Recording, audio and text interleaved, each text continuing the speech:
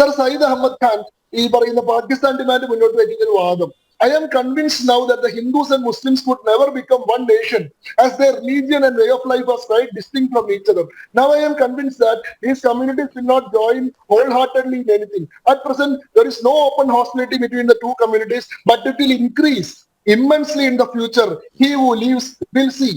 ഇത് സർ സയ്യിദ് അഹമ്മദ് ഖാൻ പറയുന്ന 1876 അന്ന് വീർ സവർക്കർ ജനിച്ചിട്ട് പോലും ഇല്ലെന്ന് ഈ കോൺഗ്രസിന്റെ പ്രതിനിധിയായിട്ടുള്ള വസന്ത് മനസ്സിലാക്കണം. സർ സയ്യിദ് അഹമ്മദ് ഖാന്റെ പാകിസ്ഥാൻ ഡിമാൻഡുമായി ബന്ധപ്പെട്ട എത്രയോ കോട്ടുകൾ ആണെങ്കിൽ എനിക്ക് ഇനിയും തരാൻ കഴിയും.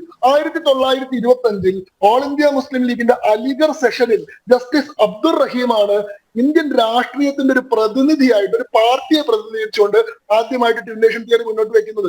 1925 ജസ്റ്റിസ് അബ്ദുർ റഹ്മാൻ അലിഗർ സമ്മേളനം ഓൾ ഇന്ത്യ മുസ്ലിം ലീഗിന്റെ. അതിനുശേഷം 1930 ആയപ്പോഴേക്കും മുഹമ്മദ് ഇക്ബാലിന്റെ നേതൃത്വത്തിൽ പാകിസ്ഥാൻ ഡിമാൻഡ് മുന്നോട്ട് വെക്കപ്പെട്ടു. 1940 ആയപ്പോ ചിന്ന പാകിസ്ഥാൻ ഡിമാൻഡ് അംഗീകരിച്ചു. ഓൾ ഇന്ത്യ മുസ്ലിം ലീഗ് പാകിസ്ഥാൻ ഡിമാൻഡിന് വേണ്ടിയിട്ടുള്ള സമര പ്രക്ഷോഭങ്ങൾ ആരംഭിച്ചു. 1945 ഡയറക്ട് ആക്ഷൻ ഡേ പ്രഖ്യാപിക്കപ്പെട്ടു. 1947 പാകിസ്ഥാൻ യാഥാർത്ഥ്യമായി. ഇത് നമ്മുടെ മുന്നിലുള്ള യാഥാർത്ഥ്യം. അത് നിൽക്കുമ്പോഴാണ് ഇവിടെ പറയുന്നത് ഇത് ഉണ്ടാക്കിയ ആള് ട്വിന്നേഷൻ തിയറി പറഞ്ഞിട്ട് ഒരു രാജ്യം മതാടിസ്ഥാനത്തിൽ പേടിച്ചു കൊണ്ടുപോയിട്ടുള്ള ആളുകൾ അംഗീകരിക്കുന്നു. ഞങ്ങളുടെ പൂർവികർ പണ്ട് തൊട്ട് ഇങ്ങനെ പറഞ്ഞു വന്നിട്ടാണ് ഈ സംഭവം ഉണ്ടായത്. ഇവിടെയുള്ള ആളുകൾ ഇത് സമ്മതിക്കുന്നില്ല. അതിന്റെ ഉത്തരവാദിത്തം മുഴുവൻ ആ വർഗീയവാദികൾക്ക് കൊടുക്കാൻ ഇവർ സമ്മതിക്കുന്നില്ല.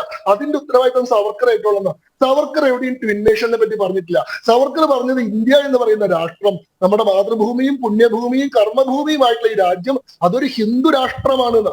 ഈ രാജ്യത്തെ വിഭജിക്കാൻ സാധിക്കില്ല. അത് ഓൾറെഡി ഒരു ഹിന്ദു രാഷ്ട്രമാണ്. ആ ഹിന്ദു രാഷ്ട്രത്തിൽ ആ രാജ്യത്തെ മാതാവുമായി, ആ രാജ്യത്തെ പുണ്യഭൂമിയായി കണക്കാക്കുന്ന എല്ലാവർക്കും ജീവിക്കാം. അവരെ എല്ലാ ഹിന്ദുക്കളായി പരിഗണിക്കുന്ന, അല്ലാണ്ട് ഇന്ത്യ വിഭജിച്ചുകൊണ്ട് ഒരു പാകിസ്ഥാൻ ഉണ്ടാക്കണം എന്നുള്ള വാദത്തെ അഖില ഭാരതീയ ഹിന്ദു മഹാസഭയാവട്ടെ വീർ സവർക്കർ ആവട്ടെ ഒരു കാലത്തും അംഗീകരിച്ചിട്ടില്ല. അങ്ങനെ അങ്ങേക്ക് തെളിയിക്കാൻ സാധിക്കുകയാണെങ്കിൽ അത് പറയുന്ന പണി ഞാൻ ചെയ്യാം. ഇതാണ് എനിക്ക് ഈ കാര്യത്തിൽ ആദ്യം പറയാനുള്ളത്. വെറുതെ ചർച്ചയിൽ വിജയിക്കാൻ വേണ്ടിയിട്ട് പ്രേക്ഷകരെ വിഡ്ഢികളാക്കുന്ന എന്തെങ്കിലും കാര്യങ്ങൾ പറയരുത്. ഈ കാര്യത്തിലൊക്കെ എങ്ങനെയാണ് ഈ ട്വിന്നേഷൻ ചെയ്ത് വികസിച്ചത് എന്നതുമായി ബന്ധപ്പെട്ട കൃത്യമായിട്ട് ചരിത്രപരമായി രേഖപ്പെടുത്ത കാര്യങ്ങളുണ്ട്. വീർ സവർക്കറുടെ വാദം നിങ്ങൾ ഈ പറയുന്ന ട്വിന്നേഷനുമായി ഡയഗണലി ഓപ്പോസിറ്റ് ആയിട്ടുള്ള ഒരു വാദമാണ്. അതൊന്ന്. ഈ പറയുന്ന പാകിസ്ഥാൻ ഡിമാൻഡ് അംഗീകരിച്ചത് മുതൽ ഈ പറയുന്ന മുസ്ലിം ഡോമിനന്റ് പൊളിറ്റിക്കൽ ഫോഴ്സിനെ തങ്ങൾക്ക് അനുകൂലമാക്കി നിർത്താൻ വേണ്ടിയിട്ടുള്ള കമ്മ്യൂണൽ അപ്പീസ്മെന്റ് പൊളിറ്റിക്സിൽ കോൺഗ്രസ് പാർട്ടി എന്നുള്ളത് പകൽ പോലെ യാഥാർത്ഥ്യമാണ്. ഞാൻ അവിടെ മാത്രം രാംകുമാർ സാറിനോട് ഞാനൊന്ന് വിയോജിക്കുകയാണ്. രാംകുമാർ സാർ പറഞ്ഞത് 1947 വിഭജനത്തോട് ചേർന്നുകൊണ്ടാണ് ഈ മുസ്ലിം പ്രീണനം ഈ കോൺഗ്രസ് ആരംഭിക്കുന്നത്. അതോടുകൂടിയിട്ടാണ് ഇന്ത്യയിൽ വർഗീയ കലാപങ്ങൾ ഉണ്ടായതാണ്. അങ്ങനെയല്ല, സ്വാതന്ത്ര്യത്തിന് മുമ്പേയുള്ള കോൺഗ്രസ് തന്നെ ആ പ്രവർത്തനം ആരംഭിച്ചത്. യഥാർത്ഥത്തിൽ 1919 ആരംഭിക്കുന്ന ഈ പറയുന്ന ഖിലാഫത്ത് മൂവ്മെന്റ്, തുർക്കിയിലെ ഖലീഫയെ പുനഃസ്ഥാപിക്കാൻ വേണ്ടി നടത്തുന്ന ഖിലാഫത്ത് മൂവ്മെന്റിനെ ഇന്ത്യൻ സ്വാതന്ത്ര്യ സമരത്തിന്റെ ഭാഗമാക്കി പ്രഖ്യാപിക്കുകയും ഖിലാഫത്ത് സ്വരാജ് സംയുക്ത മുന്നേറ്റം നടത്തുകയും ചെയ്യാൻ ഗാന്ധി തീരുമാനിച്ചപ്പോൾ മുതലാണ്. അത് എച്ച് വി ശേഷാദ്രി കൃത്യമായി പറയുന്നുണ്ട്. ഇന്ത്യയുടെ വിഭജനത്തിന്റെ വിത്തുകൾ വിതയ്ക്കപ്പെടുന്നത് ഖിലാഫത്ത് മൂവ്മെന്റിനോട് കൂടിയിട്ടാണ്. അവിടെയാണ് ഈ മുസ്ലിം മത പൗരോഹിത്യത്തിനും മുസ്ലിം മതഭ്രാന്തിനും ഒരു രാഷ്ട്രീയ പിന്തുണ ഉണ്ടാവുന്നതും ഈ വർഗീയതയ്ക്ക് ബഹുമാന്യത ഉണ്ടാവുന്നതും. അത് തുർക്കി ഉൾപ്പെടെയുള്ള രാജ്യങ്ങളിൽ പുരോഗമനക്കാരായ ആശയക്കാരുടെ പുറകെ പോയിട്ടുള്ള മുസ്ലിങ്ങൾ ഒരു സമയത്ത് നിൽക്കുമ്പോൾ ഇന്ത്യയിലെ മുസ്ലിങ്ങളെ ഈ പുരോഹിതന്മാർക്ക് പുറകെ പോകാൻ പ്രേരിപ്പിക്കുകയാണ് കോൺഗ്രസ് ആ സമയത്ത് ചെയ്തത്. ഇതാണ് ഇന്ത്യ വിഭജനത്തിന്റെ വിത്ത് വിതച്ചത്.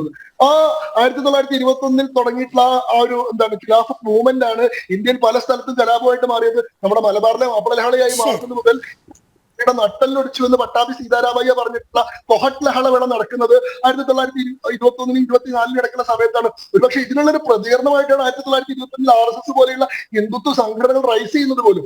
ഇതൊരു ഹിസ്റ്ററിക്കൽ കണ്ടെക്സ്റ്റ് ആണ്. അപ്പോ കോൺഗ്രസ് ഈ പണി വളരെ മുൻപേ തൊട്ട് ചെയ്തുകൊണ്ടിരിക്കുന്നുണ്ട്. 47 ശേഷം വളരെ ശക്തമായി ചെയ്യുന്നുണ്ട്.